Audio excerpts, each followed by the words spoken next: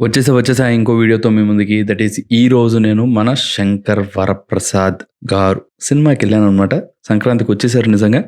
And movie ఎలా ఉంది అని చెప్పకముందు please do like, share and subscribe to Tej and follow to Tej cinema in Instagram అనమాట. మూవీ ఎలా ఉంది అంటే ఇట్ వాస్ గుడ్. బావుంది. అంటే సూపర్ డూపర్ బంపర్ అని చెప్పలేను గానీ ఇట్ వాస్ గుడ్. కానీ నాకు ఏమనిపించిందంటే మనకి 'చిరంజీవి' గారిని పాతగా చూసి చాలా రోజులైంది. This is the vintage 'Chiranjeevi' గారు. నాకు నిజంగా ఆయనకి తగ్గట్టు ఆయన రోల్ పడింది అని ఐ ఫెల్ట్ లైక్ దట్. అంటే ఇట్స్ మై ఒపీనియన్ అనుకోండి. ఎందుకంటే ఆయన చేసిన మేనరిజమ్స్ గానీ, ఆ చిన్న చిన్నవి గానీ, ఆ డాన్స్ స్టెప్, హుక్ స్టెప్‌దయితే చాలా అంటే చాలా బావుంది. అండ్ ఆల్సో ఆయన మాట్లాడే విధానంలో గానీ, చిన్న చిన్నవి చేయడం గానీ, యాక్షన్స్ గానీ, లేకపోతే మేనరిజమ్స్ కానీ it was so nice. Anil Ravipudi గారు అక్కడ ఆ పాయింట్ దగ్గర నిజంగా చెప్తున్నాను, he has done a very very nice. Venkatesh గారిది అయితే ఇంకా వేరే లెవెల్. ఆయనది కూడా బాగుంది. ఆ టైమింగ్ బాగుంది, ఆ సాంగ్స్ బాగున్నాయి. అంటే వైస్ వర్సా సాంగ్స్ బాగున్నాయి. ఆయన పాటలకి ఇట్ వాస్ గుడ్. ఫన్ అనమాట. అండ్ ఆల్సో ఇంకొక సీన్, నాకు బాగా నచ్చిన సీన్ ఏంటంటే, లేడీస్ అందరూ కూర్చొని మాట్లాడుకునే పాయింట్ ఏదైతే ఉందో అక్కడ చిరంజీవి గారు ఎంటర్ అయ్యి ఇట్లా కాదు, ఇట్లా చేయండి అని చెప్తారు. It was also good. చాలా పర్ఫెక్ట్‌గా ఉమెన్స్ సైకాలజీ, ఉమెన్స్ ఎలా ఉన్నారు మన సొసైటీలో, దాని గురించి పర్ఫెక్ట్‌గా అనిల్ రావిపూడి గారు చాలా బాగా చెప్పారు. అండ్ అలానే అంటే ఇక్కడ ఏదో తగ్గించాము, ఇట్లా చేసాము, అట్లా పాయింట్ అవుట్ చేసాము అని కాదు గానీ, సొసైటీలో ఏందైతే జరుగుతుందో దాని గురించి మాట్లాడారు. And it was good. And నీకు సినిమాలో ఎక్కడ ఏమనిపియదు. అన్నీ లైక్ నాకు అనిల్ రావిపూడి గారి దగ్గర నుంచి నాకు బాగా నచ్చిందేంటంటే, ఇప్పుడు కొంతమంది చెప్పారని వీళ్ళు ఇంతే ఇలా అని చెప్తారని కాకుండా, వాళ్ళ దగ్గర నుంచి ఫీడ్‌బ్యాక్ తీసుకొని ఈ మూవీలో అలా కాకుండా చెయ్యాలి, పర్ఫెక్ట్‌గా ఉండాలి మూవీ. ఒక ఒక టైంలో ఎట్లా అంటే లాజిక్‌లెస్ సీన్స్ అనేది చాలా ఎక్కువుండేవి. కానీ ఈ మూవీలో ఉన్నాయి. కొన్ని ఉంటాయి లాజిక్‌లెస్ సీన్‌లు.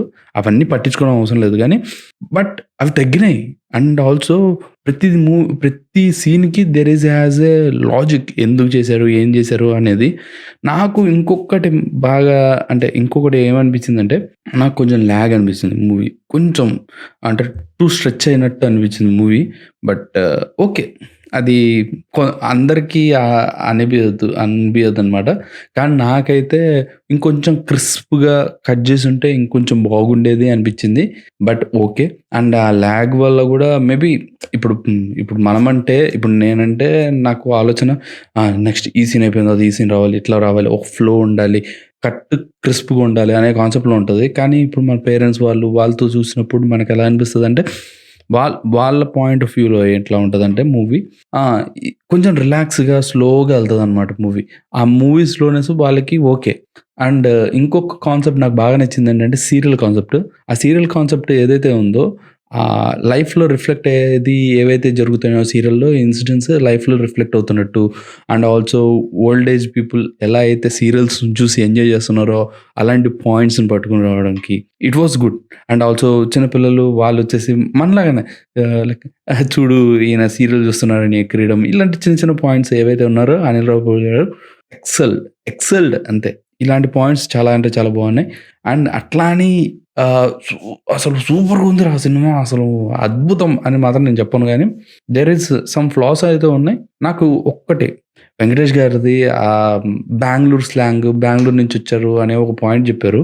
అక్కడ కొంచెం డిటాచ్ అయ్యాను. ఎందుకంటే మన తెలుగులోనే అది పెట్టుంటే బావుండేది అనిపించింది.